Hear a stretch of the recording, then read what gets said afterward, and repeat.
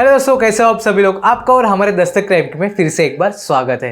तो आज का वीडियो थोड़ा सीरियस होने वाला है, क्योंकि जो लोग भूत, प्रेत, आत्मा, पिशाच, जिन इन सभी लोगों पर विश्वास नहीं रखते, उनका मजाक उड़ाते हैं, इसे अंधविश्वास कहते हैं, ये वीडियो उनके लिए है।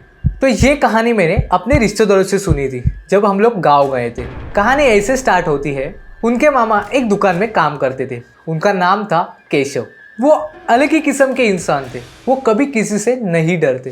भूत प्रेत जैसी आत्माओं का वो मजाक उड़ाते थे। वो ये कहते थे कि शैतानी शक्तियों जैसी कोई चीज नहीं होती। ये सब लोगों को दिखाने के लिए, चाहे रात हो या दिन, जंगल हो या फिर कोई कब्रिस्तान हो, केशव मामा जानबूझकर रात में वहां पर घूमते रहते थे और लोगों को बोलते थे कि देखो, यहाँ पे कोई आत्मा होती, या तो मुझे परेशान करती या फिर मेरी जान ले लेती।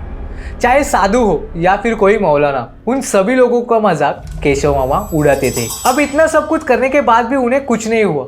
उनका लाइफ अच्छा ही चल रहा था। आपको क्या लग रहा है, ये करना अच्छी बात है या नहीं? और क्यों खुद आप बैल मुझे मार करने की जरूरत है? अगर आप इनकी जगह होते तो ये सब करते या नहीं, ये मुझे कमेंट में बता दीजिए।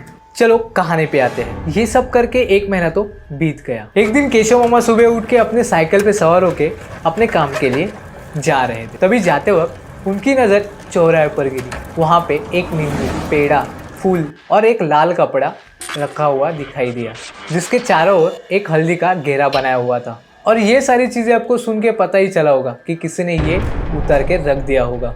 पर यहाँ तो मामा को चूल मच रही थी। ये देख के सोच में पड़ेगी कि इतनी सुबह यहाँ पर ये सामान किसने चढ़ाया है। उन्हें क्या पता क्या सूझा। वो साइकिल से नीचे उतरे और वहाँ पे गए। जो हल्दी का घेरा बनाया हुआ था, उनके अंदर जो चीजें थी वो सारी निकाल के अपने बैग में रख दी और साइकिल में बैठ के अपने आराम से काम पे चले गए। वहाँ पहुँच के वो सीधे काम में व्यस्त हो जाते हैं। थोड़ी देर बाद उन्हें भूख लगने लगती है, क्योंकि उन्होंने सुबह नाश्ता नहीं किया था। इसके लिए उन्होंने खाने के लिए भी कुछ मंगवा लिया और खाते समय उन्हें याद आया कि मैंने सुबह कुछ उठाया था, उसमें भी कुछ खाने के लिए था। तो जल्दी से वो बैग में से पेड़ा निकाल के खाने लगते हैं और नींबू को पानी में निचोड़ के पीने लगे।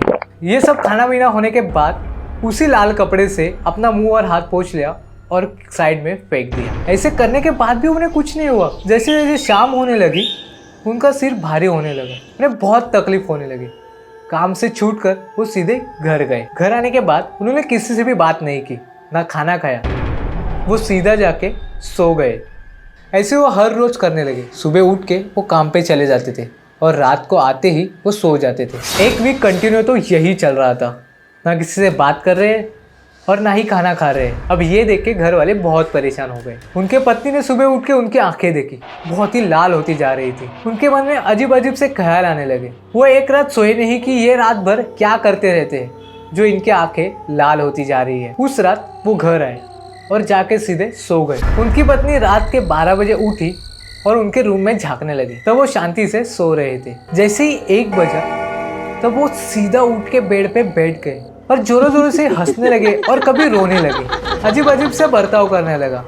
ये सब देख के उनकी पत्नी डर गई और वहां पे ही बेहोश हो गई। अगले दिन सुबह वैसे ही नॉर्मल होके वो अपने काम पे चले गए। आंखें पूरे लाल और आज अमावस्या भी थी। ये घर में किसी को भी पता नहीं था। आज का दिन कुछ अलग ही था। वो शाम को घर लौटे और आते ही सबसे बातचीत चालू करने लगे। ये सब देख के सब लोग शॉक हो गए कि आज इन्हें क्या हुआ। आज ये सबसे बात कर रहे हैं और उनकी जो आंखें लाल होती थी, वो आज आंखें लाल नहीं थी। सब ठीक हो गया था। और रात को केशव मामा ने खाना भी खाया। सब लोग सोने के लिए चले गए। रात के 1 बजे जोर जोर से आवाजें आने लगी। सबकी नींद खुल गई और ये आवाजें कहाँ से आ रही है, ये सब देखने के लिए बाहर आए और देखा तो इनके रूम से जोर जोर से आवाज आ रही थी। और जो उन लोगों ने देखा उनके रूम में, वो देख के साइलेंट हो गए। कोई कुछ बोल ही नहीं रहा था। केशव अपना ही सिर जोर जोर से एक दीवार पे पटक रहा था और अपने हाथ के नाखून से अपने चेहरे पर रैशेस कर रहा था, मानो उसे किसी ने वश में कर लिया हो। उसका चेहरा भी ढंग से नहीं दिखाई दे रहा था, बस हर जगह से खून निकल रहा था और जोर जोर से यही कह रहा था कि आज मैं इसे नहीं छोड़ूंगा। पर उन्होंने तो किसी का कुछ नहीं बिगाड़ा था, ना इनका कोई झगड़ा हुआ था, तो क्यों हो रहा है इनके साथ ये सब? ये सवाल उनके फैमिली के हर आदमी को आ रहा था। पर उन्हें क्या पता कि इन्होंने असल में क्या किया है, जो इसलिए उनके साथ ये सब कर रहा है। घर के लोगों ने उसे पकड़ा। पकड़ने के बाद वो पागल जैसे करने लगा। वो अपने कपड़े निकालने लगा, दूसरों को कपड़े फाड़ने लगा। ये सब देख के इन्होंने सीधा झाड़ फूक वाले बाबा के पास लेके चले गए। पर उसकी हालत मानो बहुत बिगड़ चुकी थी। वो कभी भी मर सकता था, ऐसी उसकी हालत हो गई थी।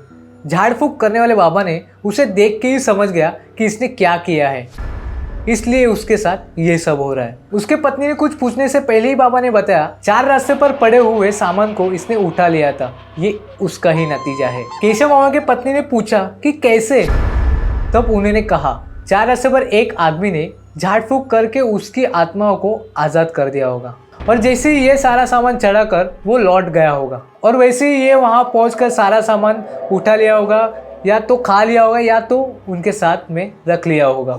तभी इसके लिए यह आत्मा उन्हें परेशान कर रही है। तब जाके सब मामला सबको समझ में आया।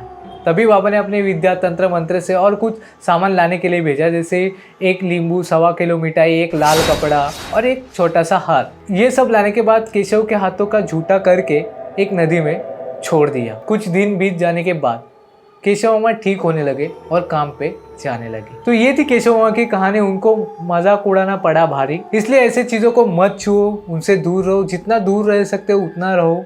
आपको ये हॉरर स्टोरी कैसी लगी ये हमें ज़रूर से कमेंट में बताइए, और आपके हमारे दस्तक क्राइम की को सब्सक्राइब कीजिए। मिलते हैं ऐसे नए वीडियो के साथ।